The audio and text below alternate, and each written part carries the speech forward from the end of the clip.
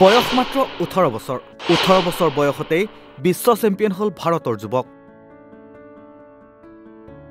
বিশ্ব দবা চেম্পিয়নৰ খিতাপ দখল কৰিলে সৰ্বকনিষ্ঠ খেলুৱৈ দুম্বা ৰাজু গুকেছে চীনৰ প্ৰতিযোগীক পৰাস্ত কৰি ভাৰতৰ বিজয় ধ্বজা উৰুৱালে দুম্বা ৰাজু গুকেছে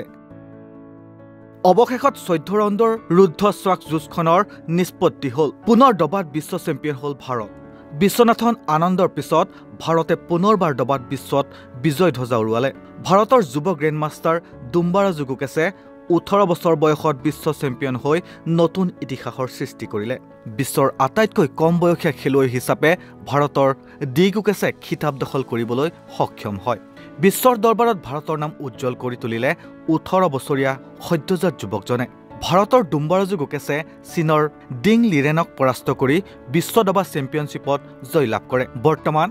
গুকেছ হৈ পৰিল আটাইতকৈ কম বয়সীয়া বিশ্ব চেম্পিয়ন ভংগ হল ৰাছিয়াৰ গ্ৰেণ্ডমাষ্টাৰ গেৰী কাস্পাৰভৰ অভিলেখ 22 বছৰ বয়সত তেওঁ বিশ্ব চেম্পিয়ন হৈছিল তদুপৰি গুকেছে দবাত বিশ্বৰ শ্ৰেষ্ঠ খেলুৱৈ হিচাপে পৰিগণিত হোৱা দ্বিতীয়জন ভাৰতীয় হিচাপে পৰিগণিত হয় ইয়াৰ পূৰ্বে এই অভিলেখ কেৱল বিশ্বনাথন আনন্দৰ হাতত আছিল ত্ৰয়োদশ ৰাউণ্ডলৈকে খেলখনৰ ফলাফল সমান আছিল শেষ মুহূৰ্তত হোৱা ভুলৰ বাবে খিতাপ হেৰুৱালে ডিং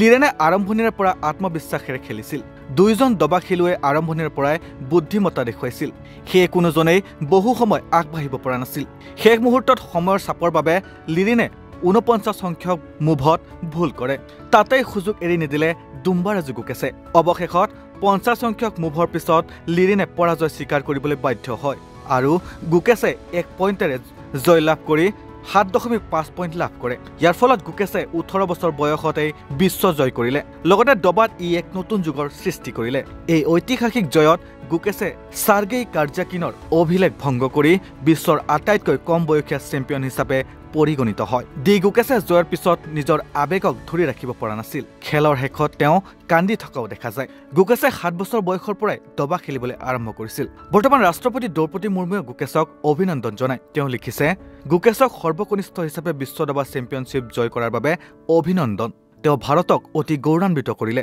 গুকেছৰ এই বিজয়ে ভাৰতক দবাৰ শক্তিশালী ৰূপত প্ৰতিষ্ঠা কৰিছে প্ৰতিজন ভাৰতীয়ৰ হৈ ভৱিষ্যতে আপোনাৰ আৰু অধিক সফলতা কামনা কৰিলো ৰাহুল গান্ধীয়ে নিজৰ ফেচবুক পোষ্টত গুকেছক অভিনন্দন জনাই লিখিছে গুকেছ আপুনি সমগ্ৰ ভাৰতক গৌৰৱান্বিত কৰি তুলিছে মাত্ৰ 18 বছৰ বয়সতে এতিয়ালৈকে সৰ্বকনিষ্ঠ বিশ্ব দবা চেম্পিয়ন হোৱাটো এক অসাধাৰণ কৃতিত্ব